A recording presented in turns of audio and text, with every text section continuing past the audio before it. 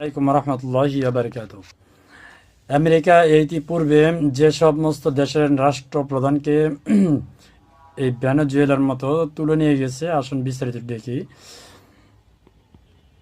গত শনিবার ভোরে ভেনেজুয়েলার প্রেসিডেন্ট নিকোলাস মাদুরো এবং তার স্ত্রীকে আমেরিকা যৌথ অভিযান চালিয়ে তাকে আমেরিকায় তুলে নিয়ে গেছে।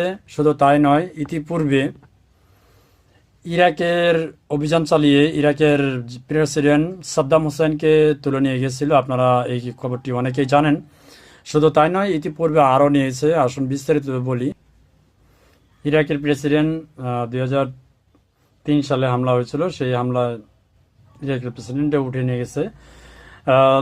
1989 সালে গভীর রাতে পানামায় হামলা চালিয়ে যুক্তরাষ্ট্র তৎকালীন সামরিক শাসক জেনারেল ম্যানুয়েল নরিয়েগাকে অপসারণের জন্য এই হামলা চালানো হয়। যুক্তরাষ্ট্র নাগরিক সুরক্ষা অন্তর্বর্তী অঞ্চল দুর্নীতি, মাদক ও ব্যবসার কারণ দেখিয়ে এই হামলা করেছে এবং তাকে তুলে নিয়ে গেছে যুক্তরাষ্ট্র। আর আপনারা জানেন, পানামা কিন্তু বিজনেস করার জন্য খুব গুরুত্বপূর্ণ একটা জায়গা আছে, যেখান দিয়ে আর আপনার অবৈধভাবে অবৈধভাবে বিভিন্ন দেশ থেকে আমেরিকায় ঢুকে আর কি অভিবাসী। তো সেটাও একটা গুরুত্বপূর্ণ নৌপথ।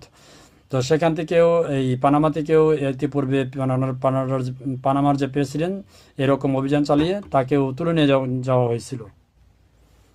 তো এরকম অনেক দেশে অভিযান চালিয়েছে এই আমেরিকা। অবশ্য তারা যা চায় তা নিয়েই ছাড়ে, এটা হচ্ছে তাদের মূল চাবিকাঠি।